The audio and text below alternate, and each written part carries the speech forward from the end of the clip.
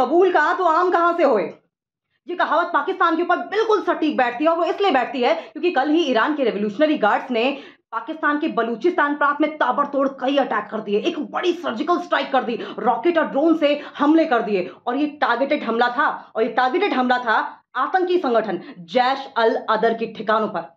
इस हमले में 3 बच्चियां घायल हुई हैं गंभीर रूप से, जबकि 2 बच्चे की मौत हो गई है। लेकिन जैसा ही अटैक हुआ, पाकिस्तान तिलमिला गया, बौखला गया और आनन-फानन में एक स्टेटमेंट जारी कर दी। और स्टेटमेंट जारी करने के बाद कहा कि ईरान बार-बार हमारे एयर स्पेस का वायलेशन कर रहा है, बार-बार हम पर अटैक कर रहा है और हमारे अटैक में कुछ लोग मारे गए हैं।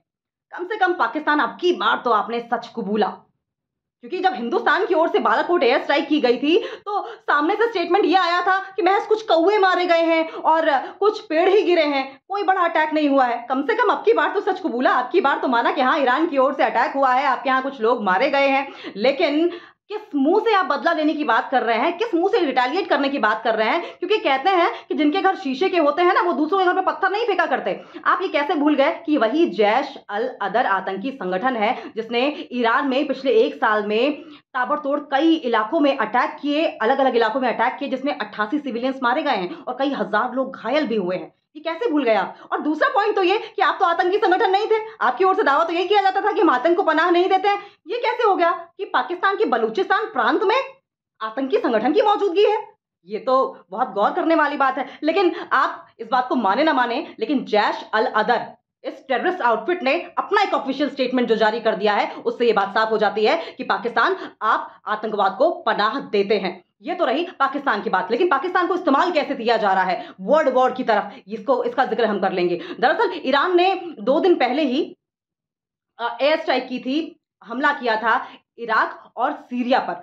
इराक पर इसलिए अटैक किया क्योंकि ईरान में जब जनरल सुलेमानी की डेथ एनिवर्सरी मनाई जा रही थी, वहां पर जब मजमा लगा हुआ था, जो लोग इकट्ठा हुए थे, उस पर आईएसआईएस द्वारा अटैक कर दिया गया था। और ईरान का मानना यह था कि ये अटैक इराक में मौजूद आईएसआईएस के आतंकी ठिकानों ने ही करवाया है और इसीलिए उन आतंकी ठिकानों पर ईरान की ओर से अटैक किया गया। जबकि दूसरा अटैक किया गया था सीरिया में, और सीरिया में इसलिए अटैक किया गया था क्योंकि मानना यह था कि इजराइल की जो खुफिया एजेंसी है मोसाद, उसकी मौजूदगी वहां पर है, उसकी जो एजेंट्स है वो वहां पर मौजूद है और वहां से ऑपरेट कर रहे हैं। ये 2 जगहों पर अटैक किया गया। अब समझिए इस बात को कि मिडिल ईस्ट में पहले ही बहुत ज्यादा गर्मा गर्मी बढ़ गई है। मिडिल ईस्ट की अगर बात करें तो सबसे पहले यमन का जिक्र करेंगे। यमन के चाहे हूती विद्रोही हो, या फिर गाजा में हमास हो, या फिर पैलेस्टाइन में, फिलिस्तीन में हिजबुल्लाह हो, इन सबकी जो चाबी है वो ईरान के पास है। और ऐसे में अब अमेरिका, जो सुपर पावर कंट्रीज है, वो डरी हुई है क्योंकि उन्हें खतरा सता रहा है वर्ल्ड वॉर होने का। और ऐसे में इस वर्ल्ड वॉर से कैसे निपटा जाएगा, इस बात का उन्हें लगातार डर सताने लगा है। और क्योंकि पाकिस्तान को तो अमेरिका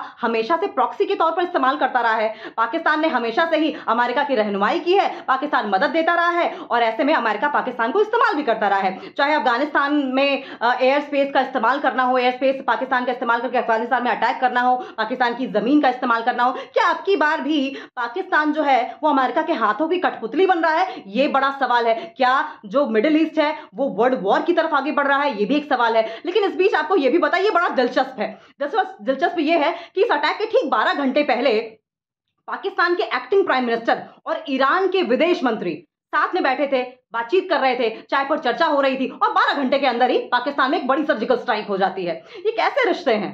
जिस थाली में आप लोग खा रहे हैं उसी थाली में छेद कर रहे हैं और फिर बात रहनुमाई की करते हैं।